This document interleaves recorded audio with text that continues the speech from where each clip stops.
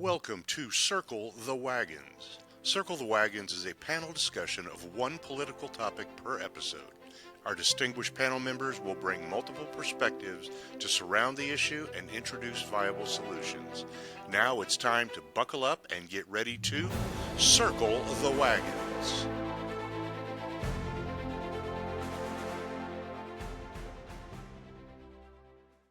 Welcome back, ladies and gentlemen, to Circle the Wagons, the political podcast brought to you by this incredibly dashingly good-looking crew. To my left is Charlie Forrester, owner and manager of Patchouli Joe's Books and Indulgences. Hello, hello. Happens to be our sponsor, by the way, for this episode, sponsored by Patchouli Joe's Books and Indulgences. Expand your mind, indulge your senses at Patchouli Joe's. There you go. Books and Indulgences. There you go. So probably should let Charlie say it, but And we still have yet to have somebody come in and watch us who I said I would buy them a book if they did. There you go. For those who are watching. Challenge Marie. We record this on Thursdays, somewhere between 5:30 and 6 o'clock. Show up at 5:30. You'll be sitting here. Joelle will buy you a book. Who is Joelle, you ask? Take it away, Joelle. To Charlie's left. Oh, I'm me first. Okay, cool. Hi, everybody. I missed last week, but I am a grad student at University of North Texas. I'm currently studying cybersecurity, and I'm also a U.S. Navy reservist while I finish up school, and then I'll going back active duty after I finish up school. That's pretty much me in a nutshell. Yeah, Joelle, cybersecurity is one of the things that we have in common. Talking and friendship is the other, so that's kind of cool. Hey. I prefer the friendship over the cybersecurity, but yeah, it was a start. Next up, Mr. Josh Hatfield, the one, the only. He's quite outspoken. Let her rip. Outspoken in past tense from time to time. Outgesprochen Bauer. I think it's German. he's quite auspicious, actually. Definitely. Or audacious. Thanks for having me again, guys. I really love being here. Really, honestly, every time I leave here, I feel like I'm leaving more informed and better prepared to face the realities that we encounter in the irreality that we're surrounded by. And that was also a little bit of a drop as my new book, Irreality, comes out tomorrow. I'll be publishing that, and it will be available on my Substack as well as on Amazon.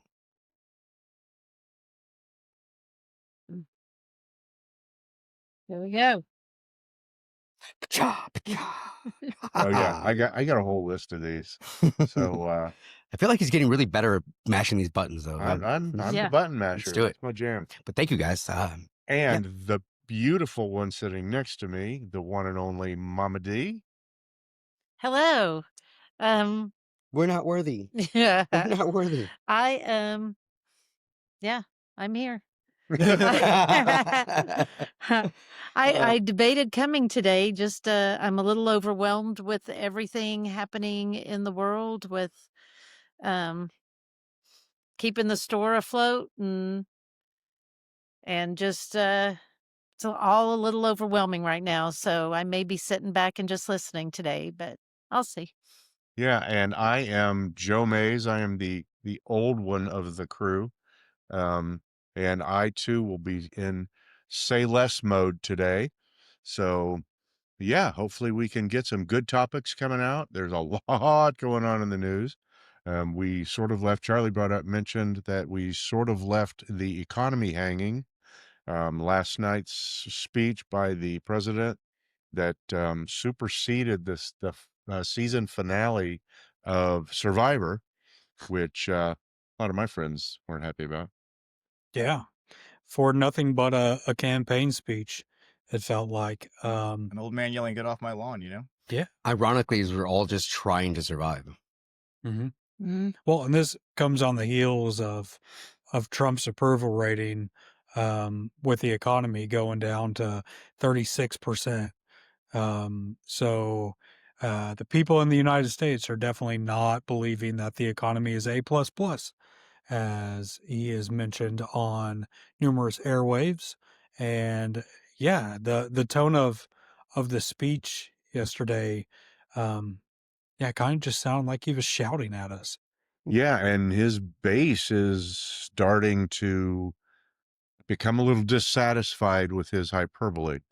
Um, so I think that the plan, to your point, last night was, I think, the first of what we can expect to be many more um, presidential addresses that are really nothing more than rallies, and which is kind of his jam. He doesn't do well if he doesn't have an audience.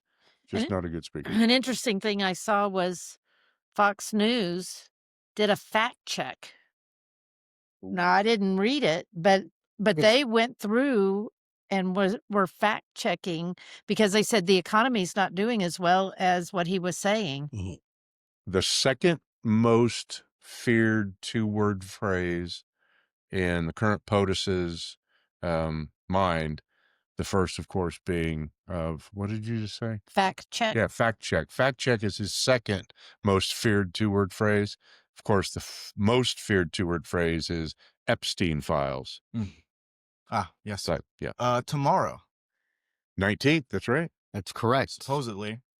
We see. shall see. We'll see how much was redacted when they weren't supposed to be. So, Well, see, if, based on whatever Moses Mike Johnson allows, ay, Dios mío. Anyway, Oy vey. yeah, I got to put out a little shout out real quick. So last night I got onto a TikTok live, as I tend to do when the mood strikes. Quite And I also like to be a little bold and get out beyond my bubble. Sure. And so I don't know if anybody's ever followed her before, but shout out real quick to Texas for Trump, also known as Five Head Girl or Snarl Girl. So if you ever look up Yeah. Snarl Girl, especially, You she know had this, Joelle. she had me on her panel last night. I was mostly outnumbered by MAGA. But I will say it was very interesting that this is one of the few times I've engaged with them where it seemed that any rebuttal, pretty much any any point that I made, shut them up. But I was getting so popular with her in engagement with her viewers that she was annoyed as hell by me. She wanted to drop me so bad. I was actually egging her to drop me, and she wouldn't drop me because that would reduce her popularity and the monetization of the debate that's going on within the dynamic. So shout out to you for letting me get on there. That also helped me to buy breakfast this morning. That definitely paid for some donuts and some coffee for my wife. She really liked the coffee. And then flip side of that, I mean, the amount of people that reached out to me from there, I ran into a couple of some candidates that are running for JP positions, school board positions from some other states that reached out to me on the side and really appreciated what I was saying and are now in my inbox, and we're networking and extending our own reach and voices together. So thank you. Cool. The power of TikTok. Right. Yeah. Yeah. Because it's like, while we have to recognize, again, social media spaces are not a genuine reflection of reality, Irreality. it is still good to know Plugged once, that's enough. or not, no, but I guess be aware. No, just Yeah. kidding. Be aware of what Storm world. the cyberspaces are discussing, not disgusting, but it can be It very can be both. disgusting. They can be both for sure. Because sometimes the most devious of sentiments is where that starts, i.e. 4chan, right? If we're not aware of these things, not aware of workers, then that allows them to proliferate and become a bigger issue than they are, right? Because for the most part, when Charlie Kirk died, people didn't know who he was because he was mostly a cyberspace person that just happened to also exist on college campuses. Yeah. But like most adults in the country didn't know who he was. Yeah. Like that's on both sides. So Correct. but they were very quick to immediately support and or defend him or vice versa, right, without any regard to, we're taking it out of context. I guarantee you don't want me to read the entire quote in context. It doesn't make it better. But yeah.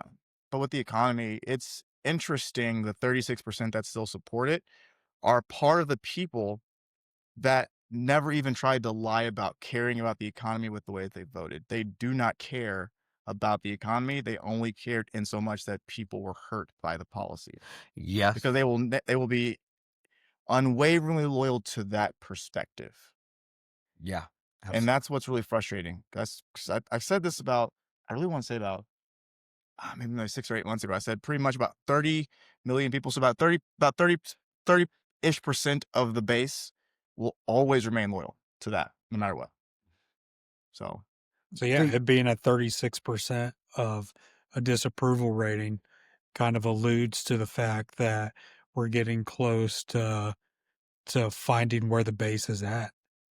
Yeah, how low does the base go? Right. Oh, there's no basement. No, I don't mean philosophically. I mean numbers. Yeah. What Oh is no, the I mean what there's is no the base. There was no basement in Pizzagate. I'm saying there was no basement. no, I don't think you're hearing me. Oh, I'm talking about how many people the base is. yeah. Yeah. Oh, That's yeah. what he's talking about, not Gotcha. and what philosophically they'll think. Facts. I would say that's, You're correct. I would say that's pretty comfortably I was around way about off. 30 million people. Samsonite. I would say comfortable is about 30 million people. Yeah. Mm. That absolutely just do not care about the economy, and they never care about the economy. 30 million people are the base. I would say about 30 million solid are where his base would stand. And we're talking that's what, 10%, less than 10% That's 10% of of the country. 10% U.S. of the country. population. Yeah. Yeah. I So- think that's very accurate. But it's wild to hear that what they're discussing on their side is that it's inflated. They don't see that. They don't recognize that at all. They What's still want to inflated? say that they have the majority. You know what I mean? Like they are, like it was a landslide. Like the majority of the country agrees with us. The majority of the country agrees with us. That's not accurate. That's not even remotely true. But back to it. Like they live within an isolation bubble and are already groomed to distrust any information coming from anybody else. So at the end I of the mean, day, to be fair, they did Right. win all three branches of power, and we're kind of dealing with the ramifications of the majority of the country that did vote. moving red for Yeah. 2024. Yeah. So they necessarily kind of have a point, but moving forward, um, if it's just going to continue with the economy being the way it is and people's dissatisfaction, that potentially can change. But right now, where we're at, they're not too far off saying that they're in the majority, because of the amount of power that they got elected into. Yeah, they definitely got that controlling interest That's correct. in governmental affairs with the plurality. Now you're still talking at 70 million, you're still talking somewhere around 20% of the total population. And if you double that for those that voted for the other side, we're still talking, less than half of the people in the United States actually voted. But yeah, see, if you've got the numbers to sway the controlling interest of governing, yeah, kind Not of hard to, to argue with that. and not to, I'm trying to make it slightly less doomsday, because again, the other aspect of that is, it's not that they have more numbers, it's just they spent the last 60 plus years gerrymandering the absolute crap out of their states. And I feel like I said this 2 weeks ago on the podcast when I said any district that's within 12 to 15 points is fair game. Yeah. Mhm. And then what happened in Miami with the mayor there? Boom, right? Even if it's a stronghold, because they're diluting their voting base, thinking, we can still win with 10%. But the thing is they focus on swing voters, and I hate the idea of swing voters. Like, I really do, because I just feel like it's kind of wishy-washy, as opposed to like having like a somewhat moral grounding, as like I'm trying to make sure people next to me are good, as opposed to just myself, and like where the wind blows me is who I vote for. Is kind of like a weird take for politics in me. I do get people's thoughts and changes, season to season, but And issue-based politics. right, It's like whatever issues present itself is what those people will more gravitate to. right. Because the general idea would be we would have more than two political parties, so that way you could usually vote for who aligns best with what your personal agenda would be, and that would be more nuanced with 5, 6, 7, 8 different parties, but we only have two. I Um, I think swing voting used to be make more sense 20 years ago. I think swing voting made sense because you would look at who the candidate was, and sometimes they were not that far up, maybe longer than 20 years because I'm old. But like in the 70s, maybe you would look and see, oh, where do they land? Yeah. Who's going to get us out of Vietnam? And they were closer. Now it's radically different. I've got kind of a theory on this, but bear with me. I'm not trying to pull out a tinfoil hat this soon in the episode today. But if you have your tinfoil hats, Yeah, by all let me means, follow along for make just a sure I can moment. cut his mic. He's like, Oh, I'm just kidding. I will try to do this. I will say this. This is a challenge for me as well. I'm going to attempt to have this entire short monologue without saying The CN word? the CN, the Yeah. CN phrase for present company's sake. Not the C, not the Okay. C, the N word. No. See? CN. The CN. Whoa. There's more than one N word, guys. No, but so it was a personal experience I want to go to first, right? So Sorry. it's been years, like we can call it decades, since I've really formally stepped foot into one of my ward service buildings and gone to a sacrament meeting church. My mother happened to be giving a talk at sacrament meetings, so now this is again prior to us not having any communication now. My wife and I went, and it has been so long that something really stuck out to me a lot. And I was kind of looking around at everybody and listening. I gotta say, I can understand why they've swung the way they have. And I think this also kind of parallels to the way we approach our politics too.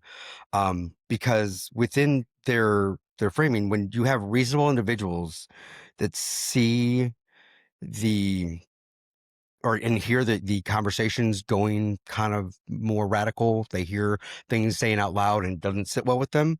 Just like a lot of people that go into a restaurant or go into a store and have a bad experience, they're the ones that might say something. But how many people don't say anything, right?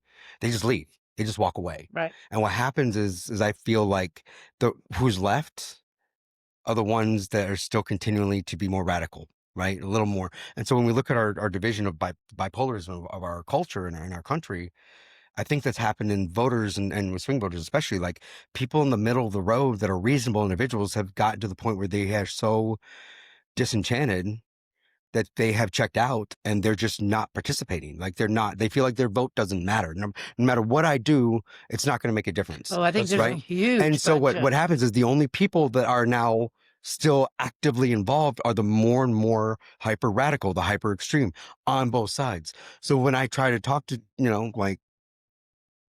but I can cut it if you want to go ahead. especially if it'll help. But what I'm really getting at is, and this isn't obviously something that I put it into a formal study, but this is just my own thoughts. Generally speaking, late night when I can't sleep and I've spent some time in the garage amongst the fumes, thoughts nonetheless. BBC? I'm just these are just things that I start drawing these parallels on, and to me, I just feel like I just can't stop asking, like, why? I always want to get to the root, right? Get to the foundation and understand we're not going to find a solution knowing the problem if we don't understand why the problem exists in the first place. So to me, that's what I'm seeing. I think having more and more conversations where like that we stay focused on our similarities, stay focused on the fact that we care about our families, we care about our kids, our futures, we care about, yes, finances are important, but people first, people over profits first, right? Like I just can't get past that we're so fractured because we've become so separate. And I'm going to feed right into Josh. I did not have a landing point. Yeah, you did. By the way, good job. How long did I go without saying the CN words? Hang on. Do you time me? Oh, that's. Oh, come on. What the heck? I had a chew. There you go. Love wins. To that Shout point. outs. To that point. Mhm. You talk about sort of the extreme edges. Yeah. And those who are not extreme in either direction seem to feel unheard. And it takes something really powerful to sway them. Obviously, greed historically throughout human history has been kind of one of those things. Yeah. But sort of an anecdotal support of what I think you were saying. One of the books that I'm working on, have worked on, has this extreme fringe group that's sort of taking over control worldwide. And when I sent the concept to John, my son John, who's been on this podcast before, and others as well, but when I sent it to him, he said it's got to be something more powerful than money to motivate these people to do the thing that they're doing. Did we lose you? I did for a second. It was my earpiece died when I put it back in my thing. It said recording stop, but it looks Yeah, like we got you. We're back. Okay. Sorry about that. But he said it's got to be something more powerful than money to motivate people to do the things that they were doing. Yeah. And so it ended up being a religious bias or a religious sort of grain of sand that caused the pearl in this story.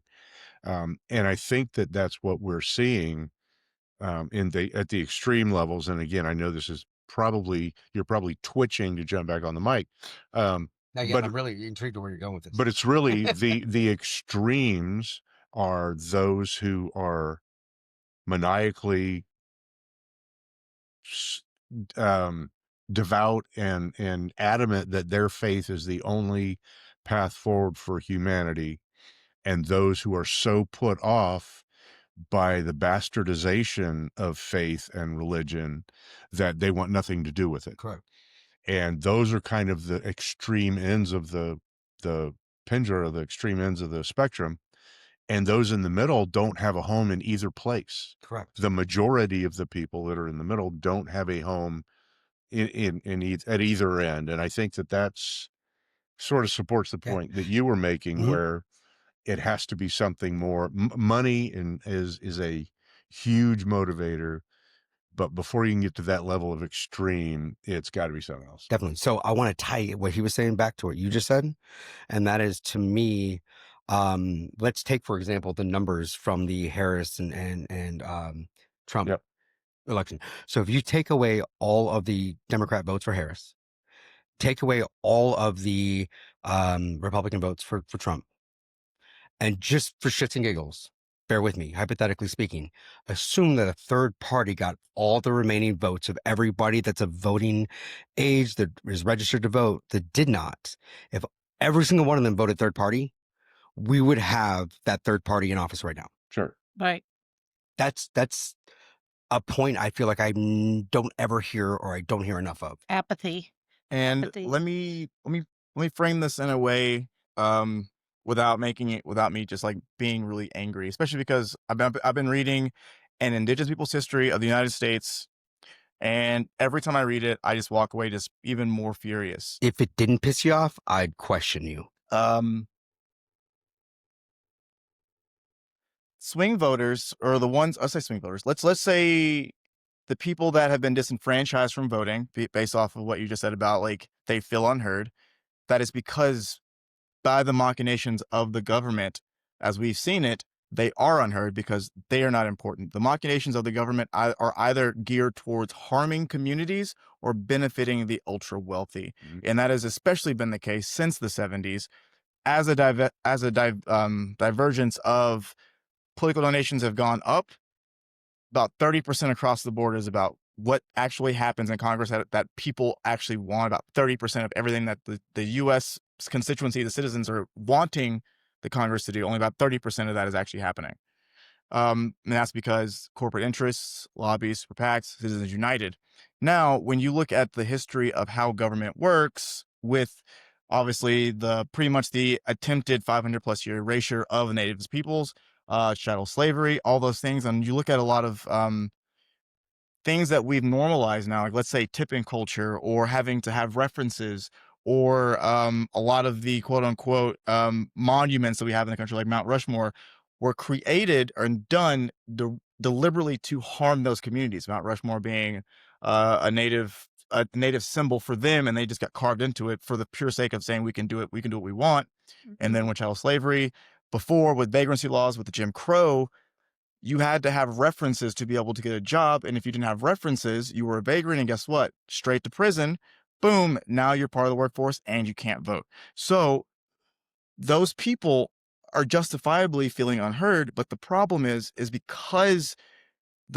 because the government's never enacted legislation to directly harm them, just by simply ignoring those people, they are now like, well, we're not going to contribute because they don't have anything they're necessarily fighting for outside of just possibly slightly lower housing costs, local tax, stuff like that. But they don't really care about that, as opposed to, like, say, marginalized communities, Black people, natives. When we're voting to at least get some type of harm reduction to get us to a better place later. And harm reduction is not the same as growth opportunity. No. Yeah. No. 100%. Harm reduction is like, you stabbed me in the back and I pulled it out 3 inches, but there's still 12 inches of a knife in my back. Well, That's went harm out reduction. Further, could kill the person. Right. So you got to understand where that line is. Right. Because there's Harm still, reduction. I've never heard that before, and and that's makes how, perfect sense. and that's how Black people have always had to vote, because it's like, because especially like during Reconstruction, unless they were voting for people in their local communities, they were having to vote for somebody at the top who they knew was probably going to harm their community. Which one was going to harm our community just slightly less? Yeah.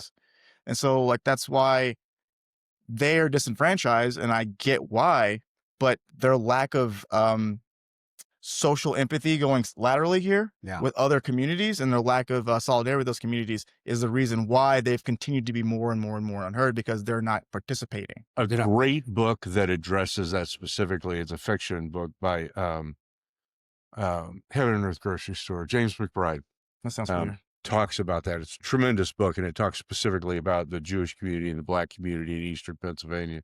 But that's exactly what that made me think of, and I think that was McBride's point in that book. Yeah, and so I don't know how else we got to this point of the topic of representation when it comes to voting, but I think that the next piece of this can only come from Charlie. We've got disenfranchisement on a variety of spectra, right, and one of them is we have an upcoming generation that is now faced with this climate. You absolutely have to see it differently than any of us can. I mean, what are you seeing when it comes to this disenfranchisement and lack of representation and the what's the pointism and Well, I mean the one thing about disenfranchising, yeah, it affects generations, but also it affects, indigenous people and, African Americans and immigrants in the country as well too. Like representation, um there's a lack of representation for many groups of people. Um but your and demographic is one of those groups that I would say that isn't disenfranchised the same way.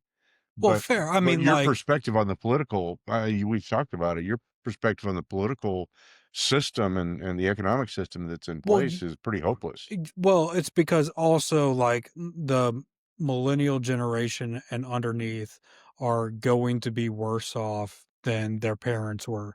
And it's the first time basically in our American experience where generations are starting to backtrack instead of it being attainable to reach the quote unquote American dream.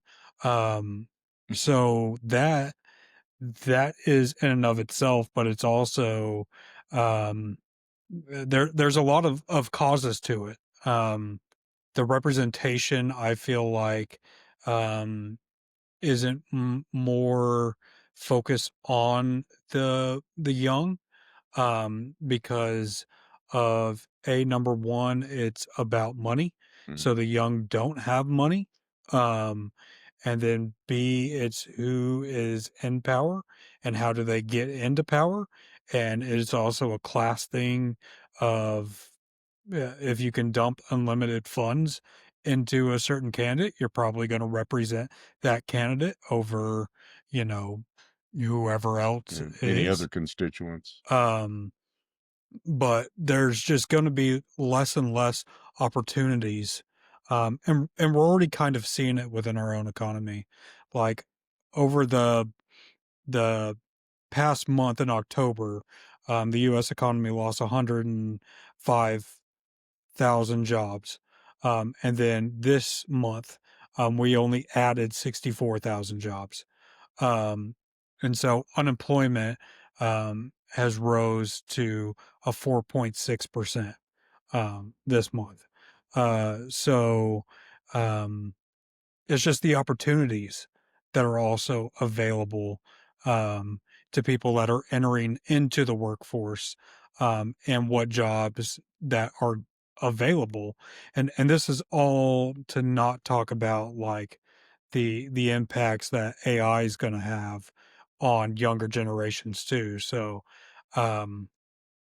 yeah, it's Now, would you say that the lack of that there's a correlation, and I've just maybe a stupid question, but the lack of opportunities is also reflecting, going to reflect and continue to reflect a lack of participation or a lack of engagement with the process simply because the process and the system is of absolutely no benefit or nominal benefit to. I think that's a point too. I think also it being a circus will turn people off, because people just don't want to engage in stuff that they don't see themselves getting anything out of it. And their Uh, viewpoints probably become narrower and narrower of let me just focus on my life. yeah. I Just to can't. survive. And how many Yeah. billionaire owners of Fortune 500 companies were at the inauguration? The people with the funds that are truly swaying elections and such feel represented, so they all play a part. Those that don't feel represented, you're not really going to see them come out unless they are getting absolutely affected by the system. And to be fair, it's the way that the economy is um, affecting people is going to have effects on day-to-day life and also politics as well. Mhm. If you guys get a chance, I put it on my TikTok now. I still gotta do some cross promoting with it, but I finally put up the interview that I had with Denise Wooten, who is running for District 63 for the Texas House. Yeah, I saw that. Now, where's District 63? I believe that's a Louisville, but encompasses a little bit of probably potentially Capel, Carrollton, and So jacked. yeah, it's Oh, they're so. when it comes to the complexities of like districts versus precincts versus obviously our city and county lines, like there is a lot of complexity to it for a reason. But I don't want to get too far off tangent because I wanted to kind of stay with what you were discussing just now, Charlie. Especially because everything you just said, like first off, beautifully said. I couldn't say it any better. But one thing that she had brought up was that the our representatives in Texas, for the amount of people that they represent, for the amount of time and work that's involved for them to go to Austin, spend time on the floor, travel, right? They only make $7,000 a year. Yeah. Mhm. They only make $7,000 a year. 7,200. So think about that. Like who can afford to walk away from their job, support their family, and we may have some of the best candidates amongst our working class to support and represent us and serve the people, but they can't because there's no way that they could potentially survive and do anything beneficial. You have Well, to be they'd have to already they'd have to walk away from their job for 6 months from January to June. For example, minimum. those candidates that are running for election now Minimum. will show up.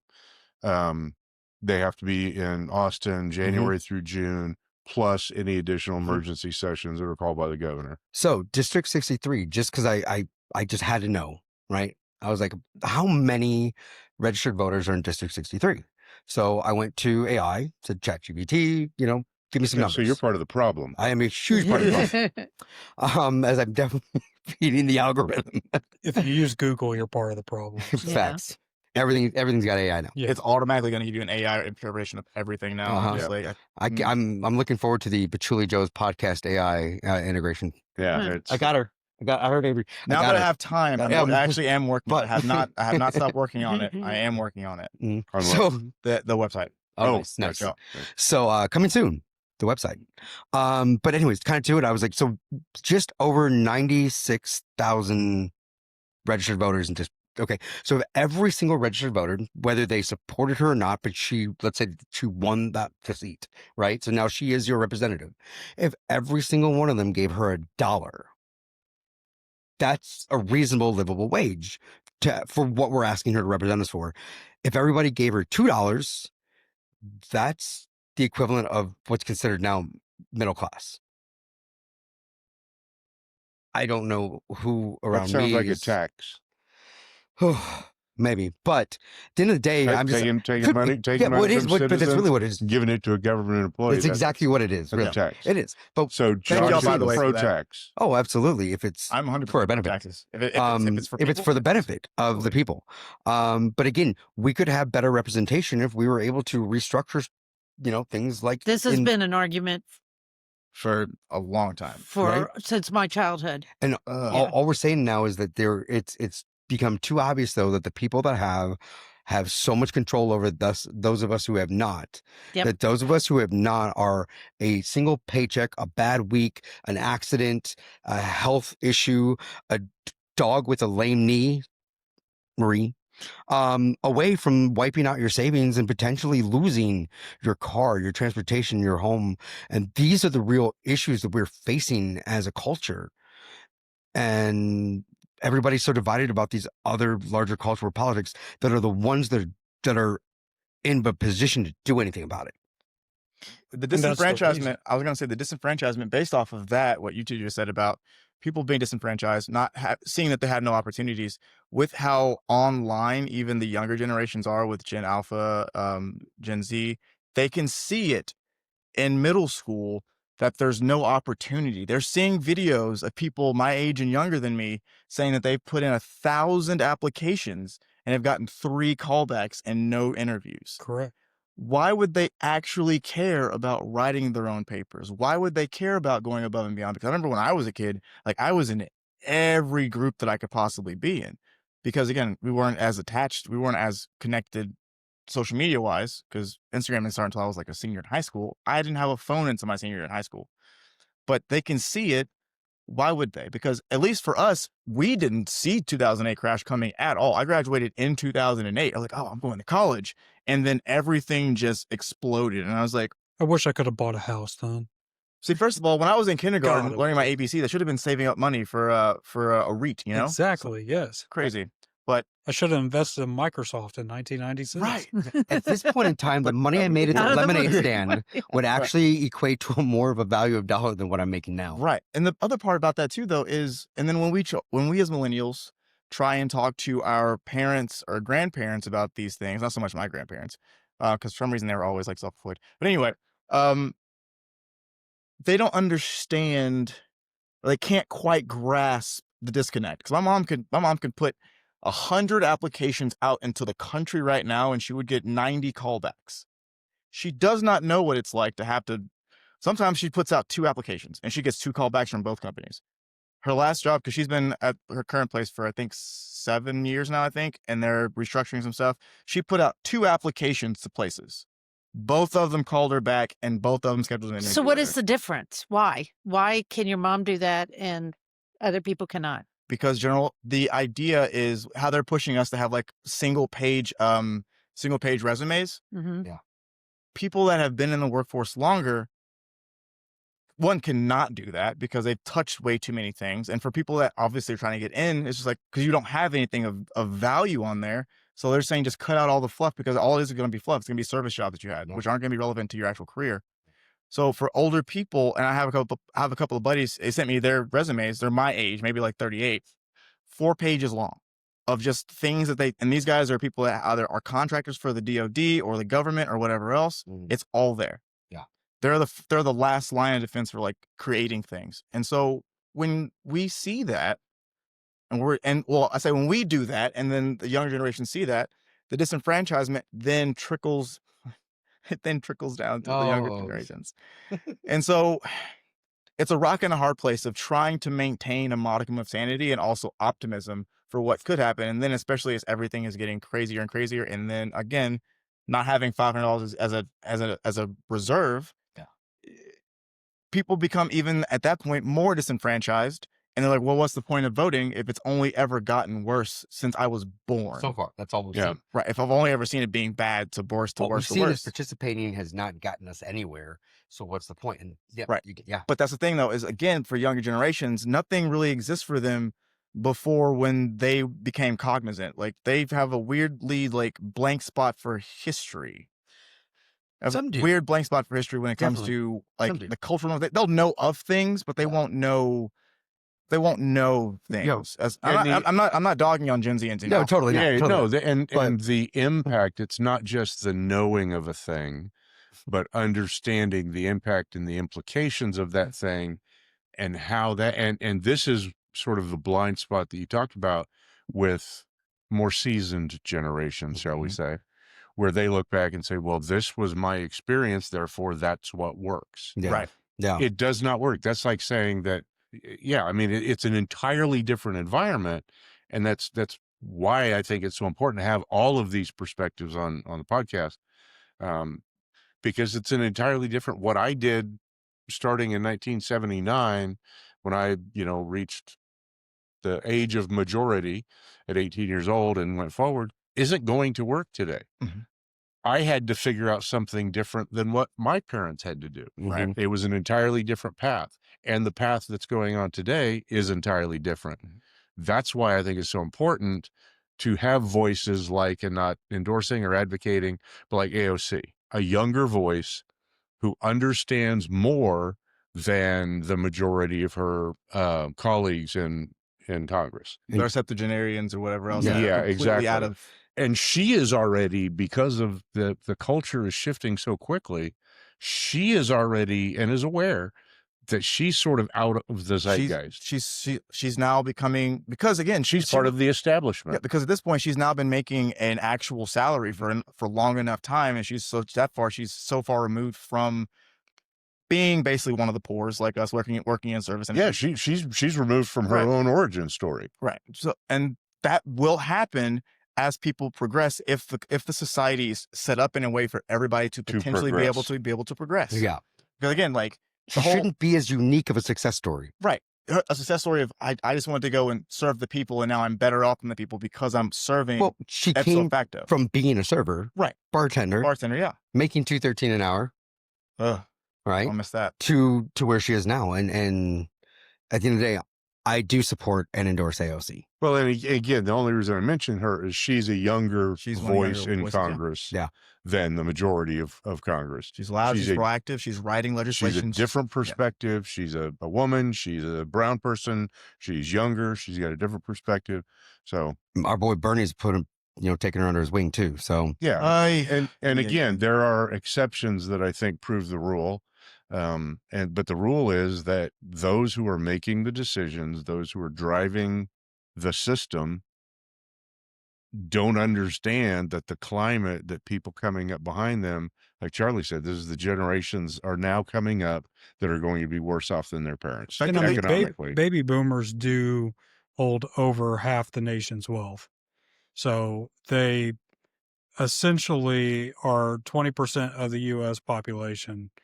And millennials and Gen Z make up 42% of the population, but only own 10% of the country's wealth. And who has most of that? Zuckerberg. I would. Yeah. Yeah. I'd Well, be and interested. when you start looking at the top 10 wealthiest Americans, it's almost, it's over half, I think. I don't remember. I've got the number somewhere. So it's also Gen like X who and is putting millennial. these representatives into power. Now, the district AOC, since we're mentioning her, comes from is a very large district in a very large city. Mhm. But for majority of the country, it is a older man's game to be in politics. Sure. And that was my point. Yeah. That was the point I was making. Yeah. Yeah. She's the exception. 100%. And even as the exception, she's out of touch with what the reality is for people coming up in their 20s now. Well, and it's like Joe running for office. This wouldn't have been a thing a couple years ago when you were working full time. It wouldn't have even been a thought. It's There's just not no feasible, way. yeah. So you have to be retired. No, 100%. Vote Yeah. Joe. And I'm not Or saying, Or or unemployed. or Or or generation very left- wealthy. or very wealthy, yeah. Very and wealthy. I'm not saying that there aren't, individuals that are within that generation that are helping to fix the problem. Right. Yeah, I I'm know So you're that's not. not saying that. But these are my peers, and I'm telling you, Yeah. they're out of touch. Yeah. Yeah. And any exception you bring up, like you mentioned, Bernie, those are the exceptions Yeah. that prove the rule. Yeah. The fact that And you it's- can, the fact that Bernie is so distinctive in with his age and his background, everything else, tells you that everybody else that's in that swath is not as open-minded as And he's all Right. about, empowering, the younger generations and trying to fix the problem. But he still owns 3 homes. Yep. And he's still in You office. know, he still is absolutely reaping the benefits Having been a senator for 50 years. Yeah. right? Yeah. So And of championing the cause of the working people. And it's like, But you're not working. right. and speaking of him still being in office, at some point these people need to be elevating young voices and they'll getting elevate out of younger office. voices that aren't in their districts. That way they can continue to hold on to power. There you go. Exactly. Because Yep. effectively speaking, when a huge swath of the baby boomers lose their seats all at once because they're either going to all be Dead. homes, whatever else, it's all going to happen all at the same time. Aging out at the same time. And then all of a sudden there's going to be this big vacuum of just quote unquote power that's just now vacant. Again, also, by the way, this is the first time, and I think in the history of Texas, or at least in the recent history, that there is not a single unopposed We talked about that election. last week. Yeah. So, Yeah. Or did y'all? Nice. Because Joe is one of those names. Vote Joe. I'd like to be really clear. This podcast is in no way affiliated with the campaign, with my campaign. Right. So I just want to be real clear on that. Very They're not connected. Doesn't mean I'm not going to speak my mind. But I've certainly, I've seen things like when you were asking where 63 is. Well, I just happen to know that because now I know where 106 is, Yeah. where I live. Yeah. So, yeah. Yeah. So, but get out there and vote anyway, by the way. But yeah, and so it takes time, and I feel like because younger generations they get all their information so instantly. Again, part of the disconnect with like history, they also expect activism to be instant. They also expect Results. Results. now, as opposed to, and again, I said this before on some of my TikToks and stuff. Whenever I'm ranting about politics and not just talking about dating or whatever else, my ancestors, a lot of them never got to see the repilation of slavery. W.B. Du Bois never got to see the Civil Rights Act. He died 2 years prior. Yeah. Right. So you may never actually get to see the fruits of your labor, but so long as you're moving the needle, it can happen. But that's assuming a level of confidence that you're moving the needle. And Right. there has to be some mechanism or some means by which, and I'm going to pick on Charlie because again, this is the group. These are the voices that need to be stepping up and speaking up. They need to have some level of confidence that their actions are going to drive positive change, that they're going to make a difference. And I don't see a lot of that optimism from that demographic now, and I don't blame them. Well, and I think that this comes back to what creates the influence.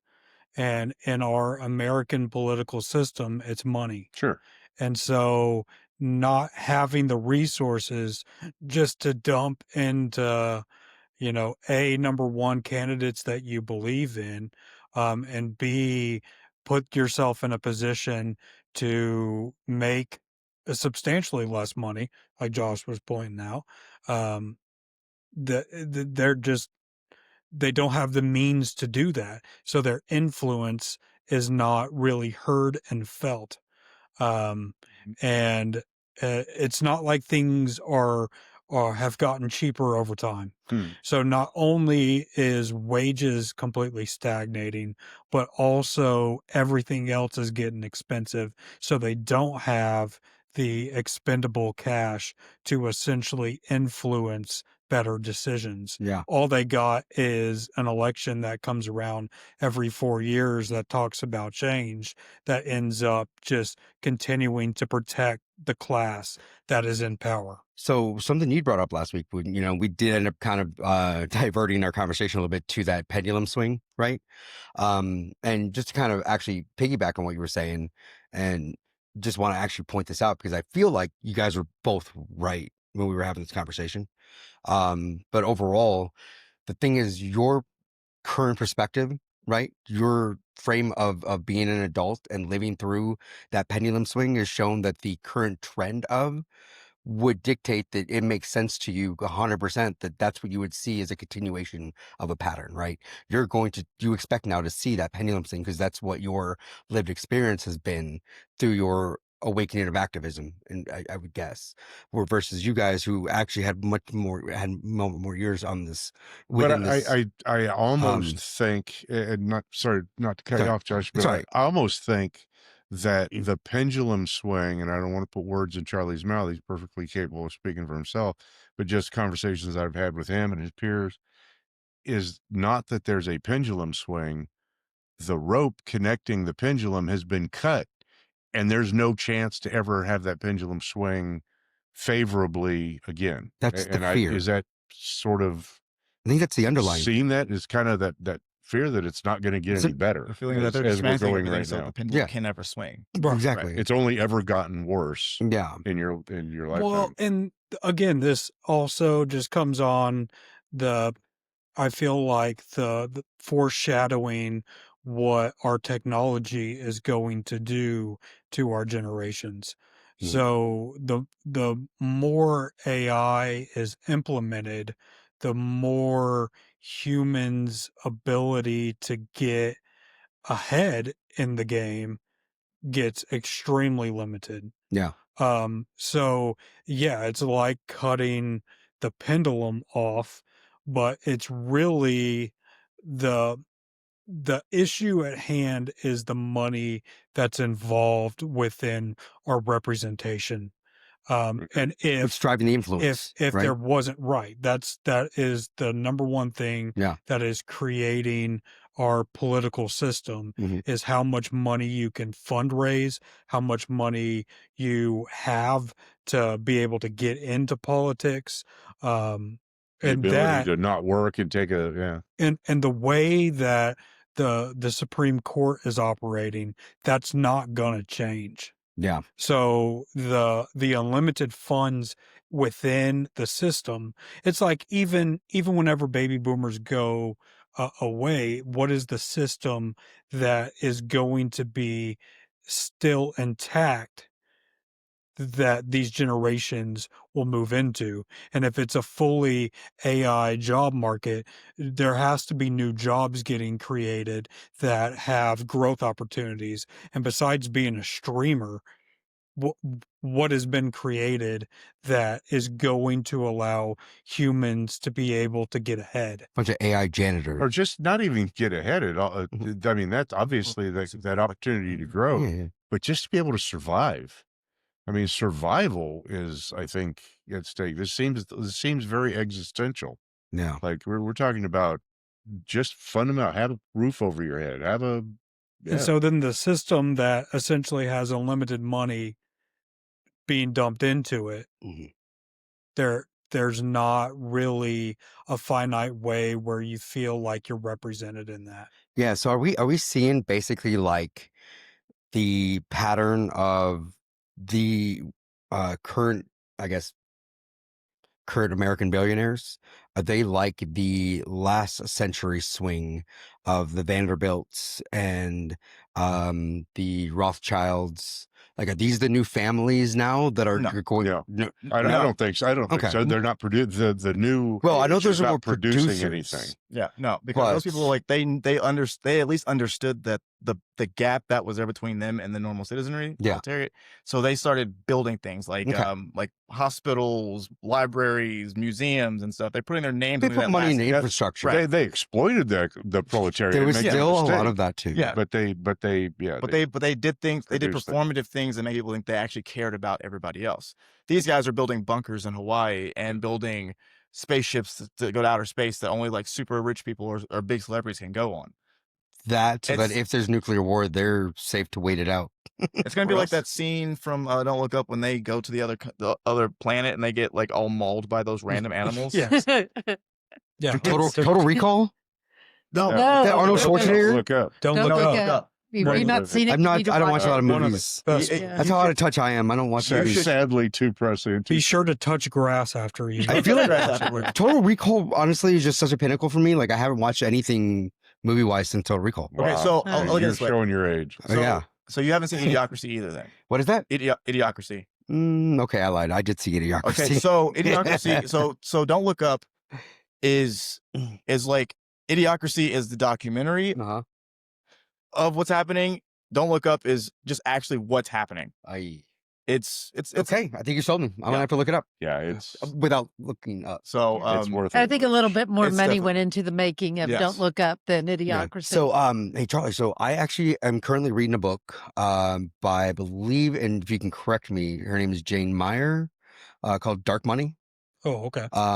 And this is the entire. That's the topical discussion of every chapter that she puts out on this. Mhm. Is where the influence and large money comes from. Talking about the Koch family and some other current day, contemporary, billionaires that are very, very much involved with funding politics. I think, just- to be fair, I think almost all billionaires are involved no, in not a funding single one politics. is not involved. 100%. Yeah. 100%. Well, if Yeah, they're you need looking to for look those no tax further. write-offs, because I think a lot of that is they're giving those tax write-offs right back. I don't think it has anything to do with tax write-offs. They don't pay any tax. This has to do purely with influence and control. Yep. And you need look no further than the state of Texas, the Wilkes and Dunn. Yeah. And they're now with George Soros engagement looking to turn Texas blue. It feels, I got to be careful. It feels very much like those who are involved are pawns in somebody else's, in the billionaires' games. Always. 110%. Always. Random I'll question. just leave it I at don't think that. always though, because I think before Citizens United, That was there huge. was. Well, I'm sorry. My there always was. right now is just Yeah. right now. Current Oh, contemporary politics is if they're doing something, it's somebody else's agenda. No, and I think that you're Citizens right. United decision. Would you please explain absolutely- Citizens United? Yeah. Yes. So the overturning of Citizens United essentially allowed corporations to have unlimited money within politics They- to funding PACs. So it They- used to be there used to be Like a a cap. cap. Cap. Yeah. But now corporations are viewed as individual Int- people, and it's They have freedom, rights like freedom people. of speech to be able to donate as much money donate. as you want. And that's the issue, is when philosophically what really was underpinning that was what Joel just said. It is recognizing a corporation as a person. That's part of that Hobby Lobby. They don't have to. They don't do barcodes or whatever. They took Yeah. away women's Birth reproductive control. birth control. Oh yeah. And because they were able to operate as an individual with Freedom, the right of freedom to do expression. that. Yes. That is a residual Well, effect and- of Citizens Got United. it. And got it. also phrased like every individual person is a corporation. So the That's opposite. more flipped. Every corporation is considered an individual, therefore they have unfettered ability to express themselves in the form of campaign Right. donations. Yes. Yeah. So, yeah, Yeah. no, it's. But I was thinking. So when was- until to your point, until they get rid of Citizens United, I don't see this changing. Well, that's- And I don't see them getting rid of Citizens United. God no. Not with the way the Supreme Court. That's a is. Supreme Court decision. Correct. Yeah. yeah, I think it's just time to get rid of the entire Supreme Court and start over from scratch. Well, then we're talking about what comes into that void. and that is a slippery slope Yeah. Now, because there is legal ways to do it, which is packing the court. Well, I didn't say anything about With- legal ways to do it. Right. And if it's illegal ways to do it, then those that have more of means are going to have extreme say. And so instead of having a constitutional convention of the people, you're having the constitutional convention of the oligarchs. So thinking yeah. like we gotta throw away the system that we have instead of changing it from within. There just are mechanisms that can be implemented, but both sides don't want to have those changes. Those that are in control because of the system that exists. It's Correct. benefited from it. So changing the system threatens their power and control and wealth. It's like they have been given, because of the system in place in this country, they've been given a ladder, right? That's helped get them elevated up to where they are. But behind them, they're pulling that ladder up so that nobody else can get up behind them. They're lighting the ladder on fire and throwing it down on the people that are looking for the ladder. Better phrasing. Yeah, Yeah. it's Yeah. not just pulling the ladder up. It's, yeah, I'm going to make sure that those that are down there don't even try to come for a ladder. Yeah. Don't try to build a new ladder. And that's what I try whenever I'm around people my age and younger. I get the term like that the youths are using is called cooked. Yeah. But I try to redirect it because again, we will get past this. It will not be easy, but we'll get past this. And when we get past and through this, our country will look incredibly different. But all the things we're talking about with the Supreme Court being compromised, having independent ethics review boards for the Supreme Court and for the different branches of government, things like that. Like I said in our text messages about like making sure that like there's an independent agency that's monitoring elected officials and like politicians like lying directly to the public.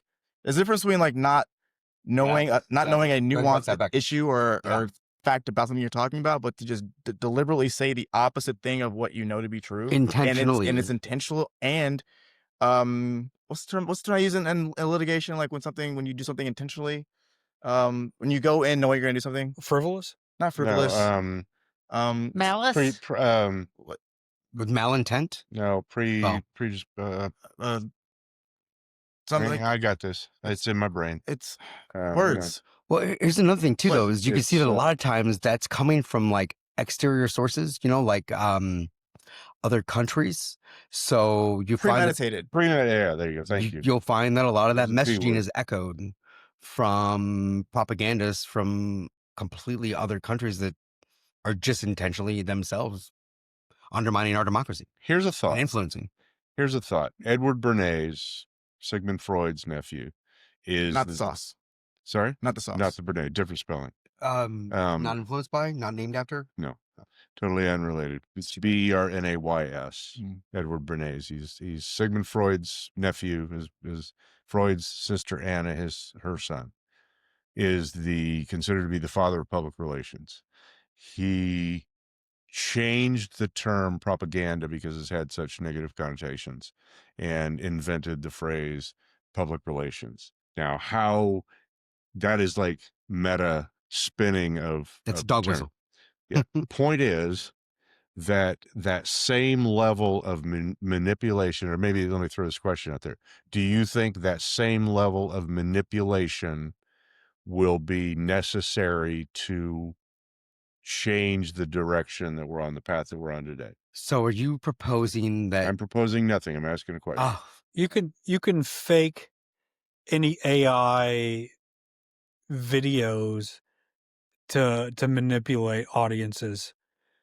So I think So is that a yes? I think that's a yes. I think that when we like to say that, how do you fight fire with fire?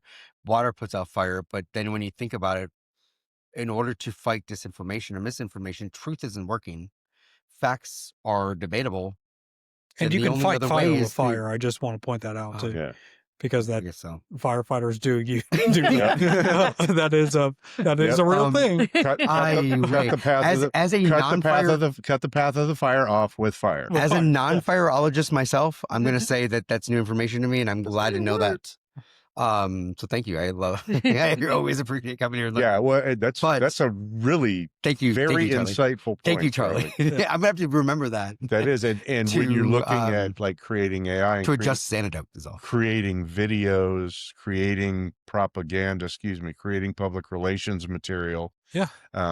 or maybe just to abbreviate that to say content, creating content to redirect the thinking. Yeah.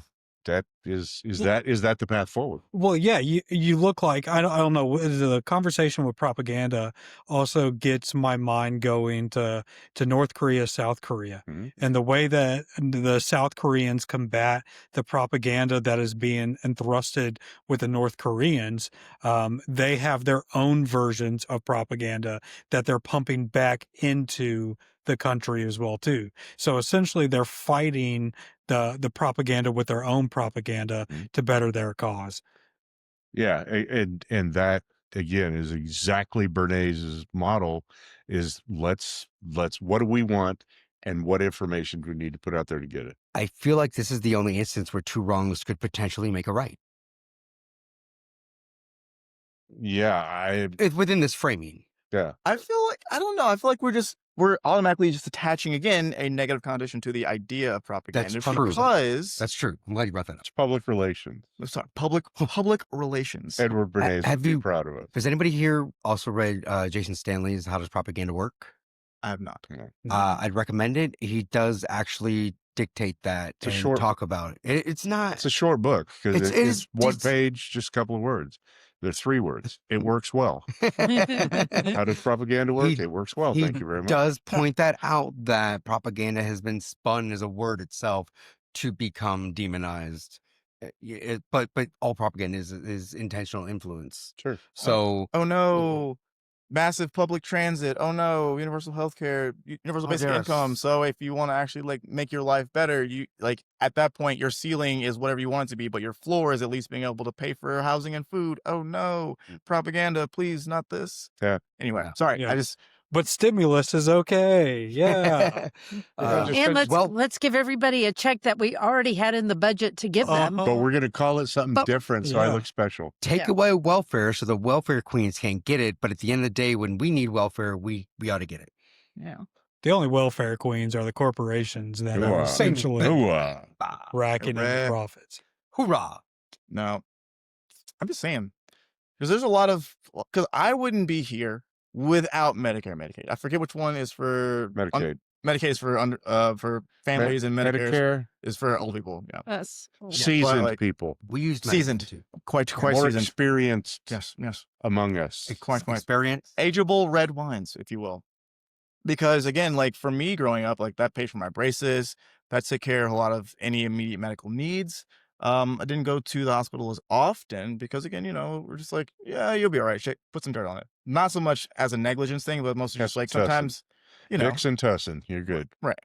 little vapor rub on your chest to get rid of the sinuses and stuff like that. But for the most part, yeah, that covered me and allowed me to not have to worry about, or allowed my mother to not to worry about it. But she also like refused to take like other things. Like she never took, what was it? SNAP. So we never got that. We didn't do a lot of other things. Like she still worked full time and was still like full time nursing student at the same time. Yeah. So like, but even with me, just with where I would not be here if it wasn't for that.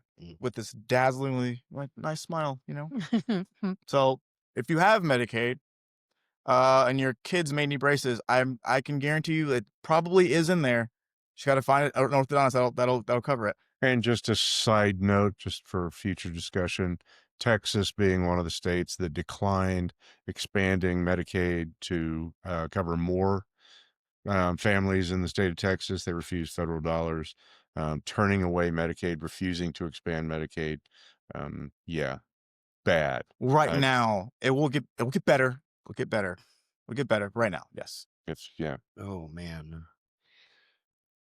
Yeah. Hey, look, we So- gonna be all right. Like Amazing. something. My uncle and I, we always make eye contact, and we're just like, we're gonna be all right, man. Yeah, I always like to go back to Neil Howe's Fourth Turn is Here. And like, we're in a crisis era, and we've been in a crisis era, as Neil Howe states, since 2008. And essentially it goes for about 20 years.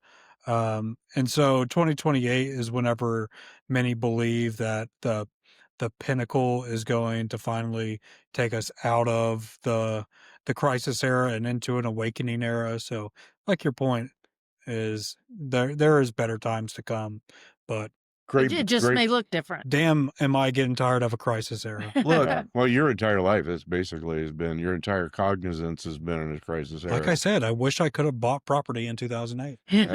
I been bought great. property in 2005, and yeah, broke me. Yeah. Yeah. You could have bought yeah. he could have bought your Bought house it- cheap. Yeah, you could have got my house on the cheap. Yeah. Could have got Bitcoin in 2011. oh my! I worked at a country club. I mocked those who bought Bitcoin in 2014. I'm still mocking them. I worked They at a country shouldn't. club, and one of the guys was like, "Hey, you should buy Bitcoin." I was like, "What is Bit? No." And he's like, "Oh, my son has like 2,000 Bitcoin right now."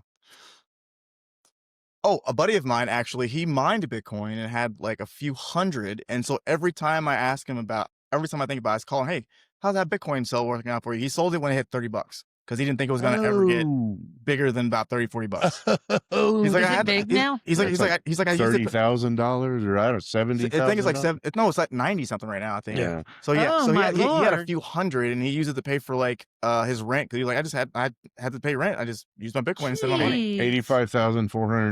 $85,488.44 US dollars. Yeah. Per share. of Great. Which Bitcoin. is so funny. Granted, it's Yeah. So funny. You're nothing. essentially trading cryptocurrency with actual money. Though there are those who do that. Yeah. Yeah. Fun I'm stuff. part of that shit. but I don't. Well, we went down some dark places about the current state of affairs. So I appreciate Charlie, you and Joel bringing it back around to, and the fourth turning. If you haven't, the fourth turning is here. If you haven't read that, you read it. That was a book club book, I think. I haven't. Fourth Turning. It Maybe, wasn't one of mine. maybe, Might have been a different book club that you did. no, it No. may have been, I think it was our first one. yeah, it may have been before. My you were first in- one was on tyranny. Yeah. Okay. I the haven't. one I haven't before missed. that. This I came after. speaking of book club, I'm batting 1,000 since I started with on tyranny. Yeah. Yes, you are. But fourth turning, it's an exceptional book, and I bristled at most of it, and I didn't like it. That's usually a good indication that I'm learning something that I need to know. And the more I sit with that book, the more I sit with that content, the more Yep. I appreciate and recognize the power of it. The Saclium. That's a great way to put it. It's the entire cycle. Living with being okay with being uncomfortable Sure. is one of the biggest caveats to accepting that you can learn and change and grow. One of the most powerful life skills I think that is transformative is getting comfortable with being uncomfortable and knowing that there's a lot you will never know. Yeah, it's why I feel like I have stopped referring to Republicans as conservatives, because I feel like everything they've been doing has been so regressive that to me they're just the Republican regressives now. So I've officially, that's my own personal framing. If you ever come across that, I will never call them conservatives anymore. They are the Republican Regressive Party, and I stand by that. 2 feet down.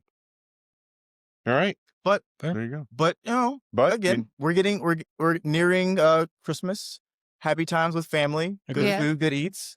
So Christmas, hopefully Hanukkah everybody. is going on for all those who are celebrating. Hanukkah. Hanukkah is still going on. It started Sunday night. And the other, there's a plethora. Means a lot, by the way. It's a plethora.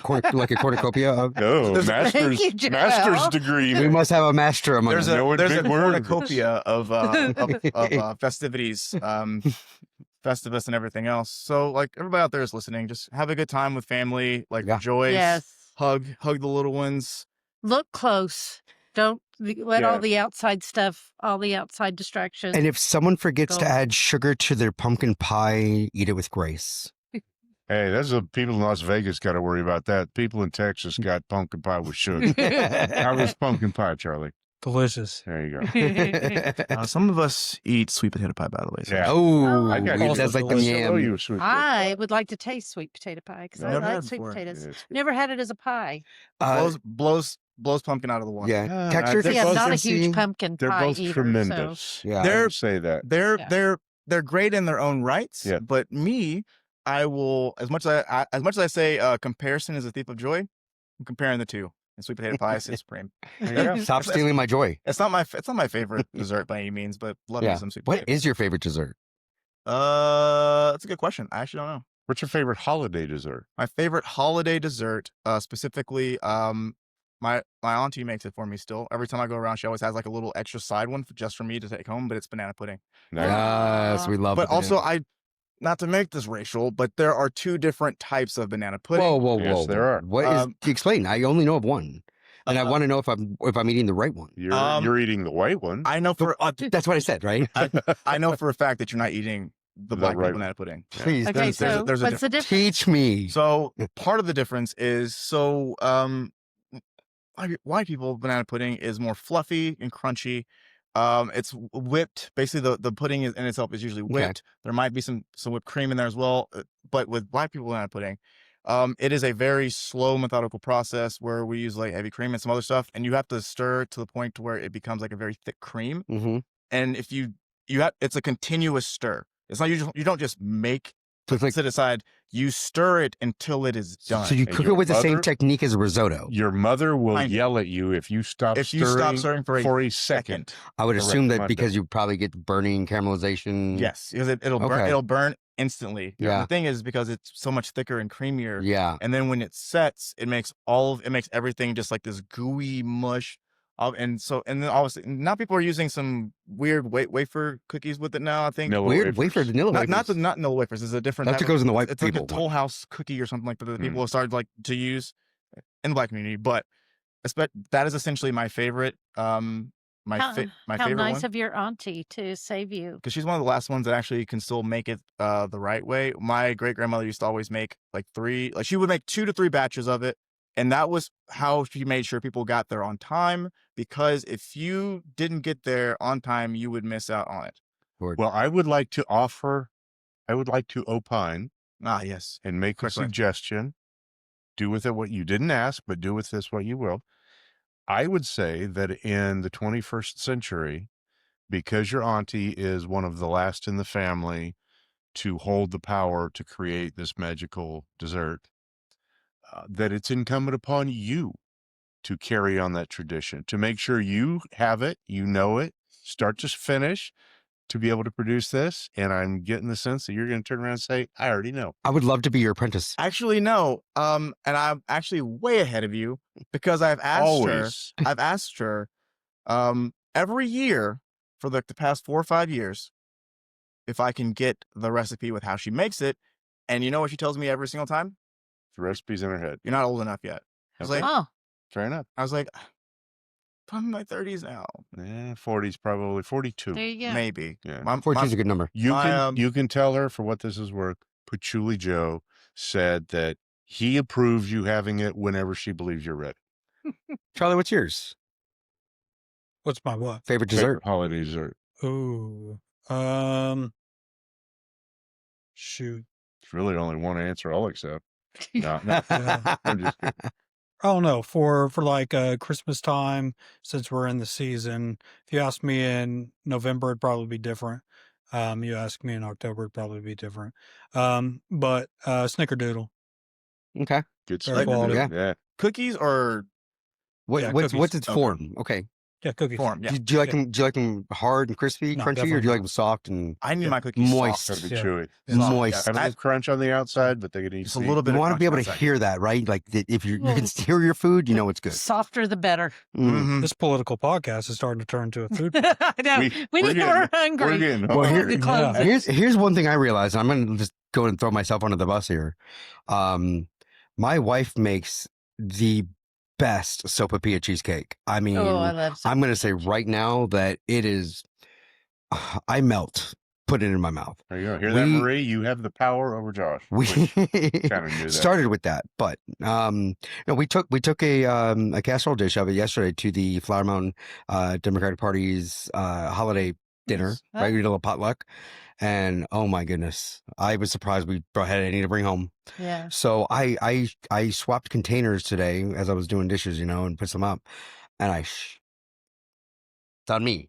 I should have brought you guys some, and I failed. Yeah, you did. So Yeah, I'm you did. gonna make a promise right now. We're putting Marie. I'm making them a promise right now. Excommunicado. We are going to make them a sopapilla cheesecake for the holidays. My treat. I will assist you in every way you can. I'm sure if I get my hands on it, I'm just going to ruin it. So, do your thing. What I'm hearing is that Marie will be replacing Josh on the next episode of Circle the Wagon. I'm for that as well. Invariably so. Twice. All right. All right, I'm Last- hungry. Last Perfect. shot. What's your favorite holiday dessert? And we'll call it a day. Probably if you go holiday dessert, it's probably pecan pie. Fair enough. They have no nutritional value, pure sugar. Don't care. Love it. Delicious. I mean, I could do a nice slice of pecan pie from time to time. Yeah, I'm a fan. go a different direction. Eggnog pancakes. We'll talk about that next week. Nap. Yeah. All right. Well, thank you. This has been, but we kind of didn't have a specific direction, but I felt like we covered a lot of stuff. Oh, I think so. Charlie, for those of you who celebrate Hanukkah, happy Hanukkah. Those getting ready to celebrate Christmas, Merry Christmas. Same with those celebrating Kwanzaa, those celebrating other things, those celebrating nothing. We're glad you're here with us, and we hope you find a little bit of peace, a little bit of joy, a little bit of love this time of year as we get ready to launch into 2026. Love wins. Happy holidays. Love wins, baby. Yeah. What's the answer? Love Peace. always Love. wins. Always love. Peace. Peace. Bye.